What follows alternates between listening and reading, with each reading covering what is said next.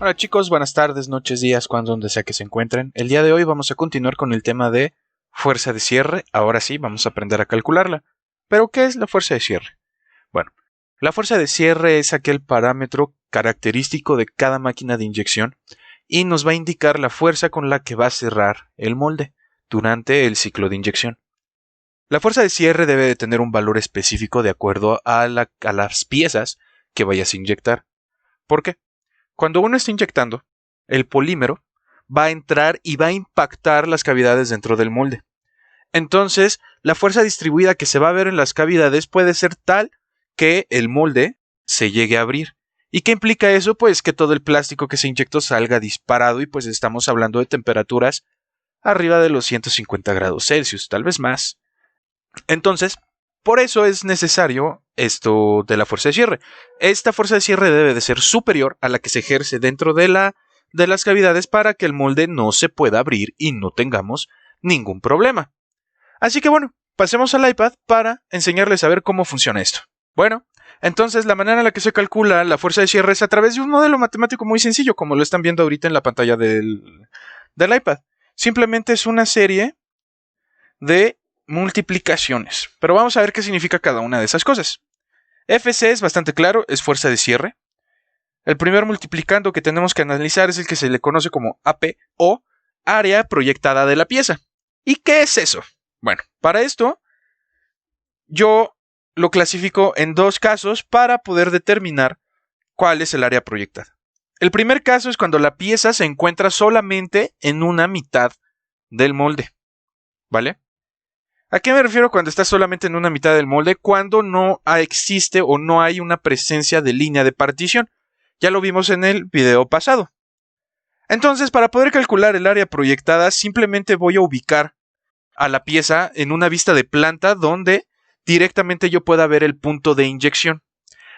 Entonces, hagan de cuenta que le voy a poner una lucecita desde arriba y la sombra que se genere, esa va a ser el área proyectada. Vamos a tomar de ejemplo de nuevo este vaso de bacacho. Miren, aquí está el punto de inyección, ya lo habíamos visto. Y les decía que yo voy a ubicar el vaso en una vista de planta, así. Y voy a ponerle una luz desde acá. Por acá abajo se va a generar una sombra. Esa sombra va a ser el área proyectada, que básicamente es el diámetro del vaso. ¿Sí? El diámetro más grande del vaso. O de otra manera más sencilla, pues lo ponen sobre una superficie, marcan con un lápiz el borde y pues esa va a ser su área proyectada. ¿Vale? La otra que les digo es cuando la pieza ya es un poco más compleja y tiene muchas cavidades. Y lo que tengo que hacer primero pues es ubicar el pozo frío, que es este que está aquí en el láser. Aquí. Entonces una vez que ya lo ubiqué, pues empiezo a trazar de nuevo en una vista de planta, le pongo la luz o trazo el borde de toda la pieza. ¿Sí? Una vez que haya trazado todo el borde, lo mismo del otro lado, pues mido esas marcas que hice y ya obtengo el área proyectada. ¿Cuál es la otra manera de hacerlo? Pues es teniendo el modelo en 3D de la pieza que quiero yo producir y simplemente con la función de medición de área, pues mido el área de la planta de la vista que tenga en ese momento. Y ya con eso lo saco. Pero sí es importante ver, o que se acuerden, que siempre hay que ver el pozo frío desde arriba. ¿Vale? Aquí, por ejemplo, es lo que les digo. Aquí alguien ya hizo el modelo de las cavidades y pues que creen que ya con eso en el software de NX puedo obtener cuál es el área. ¿Sí? Ok. Entonces, a resumidas cuentas, siempre tengo que ver dónde está el punto de inyección desde arriba para ver cuál es el área proyectada de piezas de este tipo. O ubico el pozo frío desde arriba, trazo el perímetro de todo lo que estoy viendo yo desde esa vista y listo. Ya tengo el área proyectada. Este mero. ¿Qué sigue? Pues es la presión en las cavidades o la presión de inyección. Se tiene que calcular a partir de unas gráficas, y para poder atacar esa gráfica que en unos segundos se las voy a enseñar, necesito saber dos cosas. Primero, cuál es el recorrido de flujo, y en segundo lugar, el espesor de pared. Aquí en esta imagen yo se los pongo, es este caso del vaso, y fíjense, yo ubico dónde está el punto de inyección, que en este caso es este.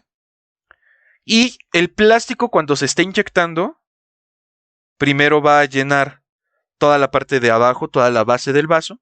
El plástico va a ir recorriendo toda su altura hasta llegar al diámetro externo, ¿sí?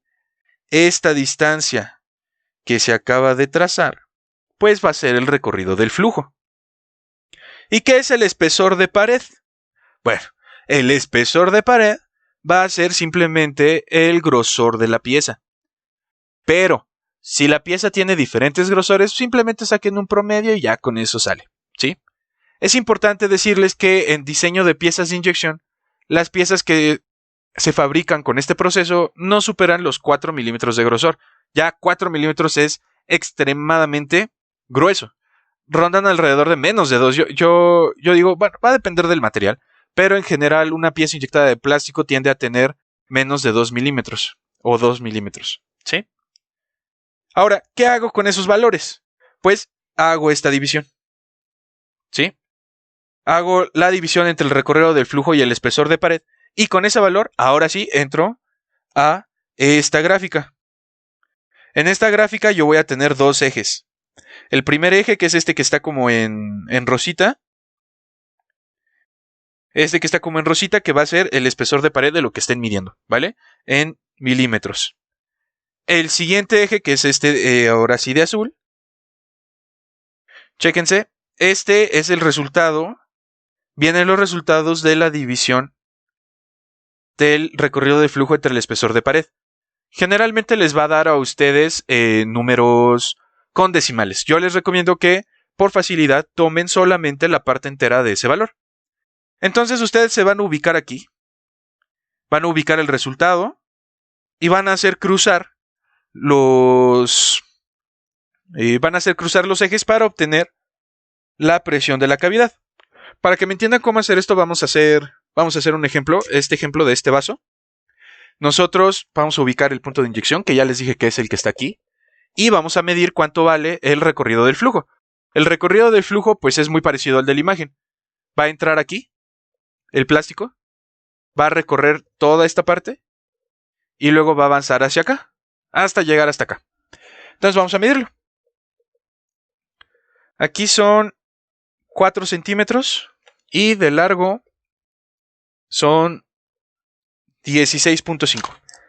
Entonces vamos a regresarnos acá, vamos a abrir todo lo que se ve en clase y vamos a decir que el recorrido del flujo son 4 centímetros más 16.5 centímetros. 0.5 centímetros. Esto me da un total de 20.5 centímetros, que esto lo vamos a pasar a milímetros. 205 milímetros, ¿vale? Ahora tenemos que medir el espesor de pared. El espesor de pared, aquí dejen saco mi vernier y lo medimos. El espesor de pared me da de 1.5 milímetros. Entonces lo que queda por hacer es RF entre EP, es decir, 205 entre 1.5 y nos da 136.66. ¿Sí? Ahora, grábense ese número. Vamos a regresar aquí. Y vimos que empezamos a trazar nuestros ejes. Primero el eje azul. El grosor, el espesor de pared era de 1.5 milímetros. y trazamos nuestro primer eje. Aquí está en naranja. Después la relación RF entre RP fue de 136.66. Más o menos como por aquí estaría el 135, el 136. Y trazamos, nos imaginamos aquí que estamos trazando este tipo de curvas. Y en la zona en donde intersectaron, que fue aquí, vamos a trazar el eje para saber cuál es la presión en la cavidad. Fíjense que está un poco arriba de 200 bares. Entonces, vamos a decir que ¿qué les parece? 215 bares, ¿no? Por lo tanto, la presión en la cavidad es de 215 bares. Así es como se calcula, chicos.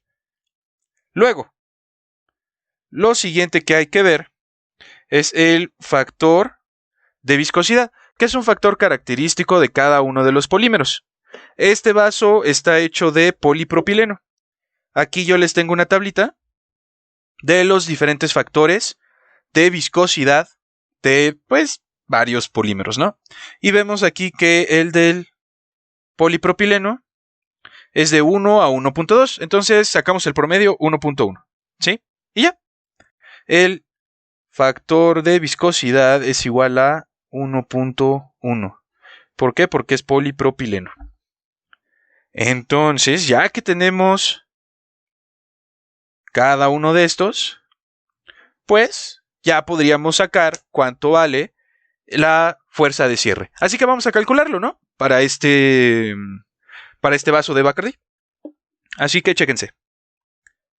Nada más tenemos que la fuerza de cierre es igual al área proyectada por la presión en la cavidad por el factor de viscosidad. Este ya lo tenemos y este ya lo tenemos. Nada más falta el área proyectada, que es el diámetro de este círculo.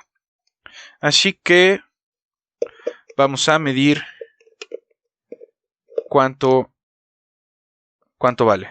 Un radio de 5.1 centímetros, que es lo mismo que 51 milímetros. Entonces el área pues es pi por radio al cuadrado. Pues entonces ahora, para poder calcular la fuerza en la cavidad, chéquense nada más esto. Tenemos que sustituir, que es 8171.28, multiplicarlo por la presión en la cavidad. Pero ojo, aquí estamos hablando de bares. Nosotros queremos utilizar el sistema internacional. Así que pues vamos a convertirlo a megapascales y simplemente es dividir entre 10 el valor del bar. Y tenemos 21.5 newtons sobre milímetro cuadrado. Aquí se me olvidó poner milímetro cuadrado. Y por último, el factor de viscosidad, que es un valor adimensional. Entonces la fuerza de la cavidad es igual a 193.250.77 newtons. ¿Vale? Esta es la fuerza de cierre. Esta, mira, no se ve nada. Aquí tenemos la fuerza de cierre. O sea que para hacer esta pieza como una sola, nosotros necesitaríamos de 193.25 kilonewtons, ¿sí? Así que, bueno, con este tema, con este pequeño ejercicio, ya saben cómo calcular la fuerza de cierre. Habrá una tarea de eso. Así que, pues, son libres de mandarme sus dudas para que puedan resolver esa tarea. Así que, chicos, como siempre, fue un gusto y nos vemos. Bye.